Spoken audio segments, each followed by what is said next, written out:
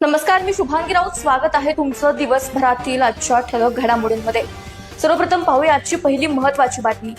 नीती आयोगाच्या बैठकीत विकसित भारत 2047च्या रोडमॅपवर चर्चा.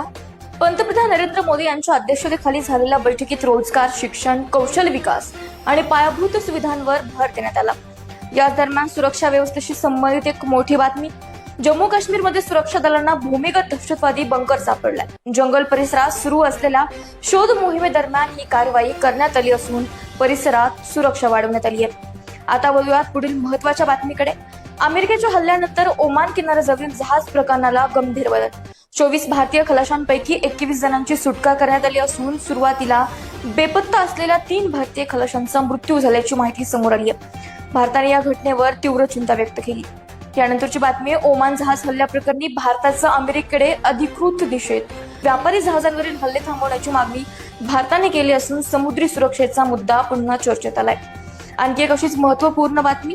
महाराष्ट्रातील महत्वाच्या ठिकाणांना धमकीचे ईमेल. नागपूरमधील RSS मुख्यालय, विधान भवन आणि इतर संवेदनशील ठिकाणांची सुरक्षा वाढवण्यात आली आहे. यानंतरची बातमी मान्सून संदर्भात. मान्सूनची देशभरात पुढील वाटचाल सुरू. महाराष्ट्रासह अनेक राज्यात पावसाची सुरुवात झाली असून काही भागात मुसळधार पावसाचा इशारा देण्यात आला आहे. देशातील अनेक राज्यांमध्ये पाऊस, वादळ आणि गारपिटीचा इशारा. हवामान विभागाने पुढील काही दिवसांसाठी नागरिकांना सतर्क राहण्याचं आवाहन केलंय. यानंतरची बातमी उष्णतेसंदर्भात. उत्तर भारतात उष्णतेची लाट कायम. दिल्ली, राजस्थान आणि हरियाणासह अनेक भागांमध्ये तापमानाचा पारा उच्चांकावर कायम आहे. यानंतरची बातमी समोर येते.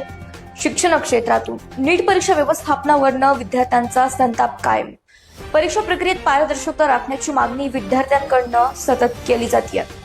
यानंतरची बातमी आहे केरळमध्ये निपाह विषाणूमुळे आरोग्य यंत्रणा सतर्क. मल्लपुरम जिल्ह्यात निपाह संसर्गामुळे मृत्यूची नोंद झाल्यानंतर काही भागांमध्ये प्रतिबंधात्मक उपाययोजना आणि देखरेख वाढवण्यात आली आहे. यानंतरची बातमी पाहूयात. सोने चांदीच्या दरात चढउतार. आंतरराष्ट्रीय बाजारातील हालचालींचा परिणाम देशांतर्गत सराफ बाजारावर दिसून आलाय. गुंतवणूकदारांचं लक्ष आता मौल्यवान धातूंवर आहे. यानंतरची बातमी पाहूयात. अहमदाबाद मेट्रो फेज 2 प्रकल्पाला केंद्रीय मंत्रिमंडळाची मंजुरी. या प्रकल्पामुळे शहरातील वाहतूक व्यवस्था आणि विमान कनेक्टिव्हिटीला मोठी चालना मिळणार आहे. यानंतर बोलूयात क्रीडा क्षेत्राकडे.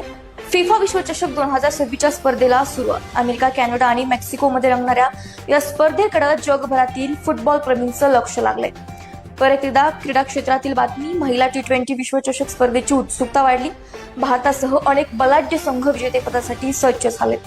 शेवटची बातमी. देशभरात सुरक्षा, मान्सून आणि आंतरराष्ट्रीय घडामोडींची दिवसभर चर्चा. ओमान जहाज हल्ला, काश्मीरमधील कारवाई आणि मान्सूनच्या हालचाली याच्या सर्वाधिक चर्चेतील घडामोडी ठरल्या.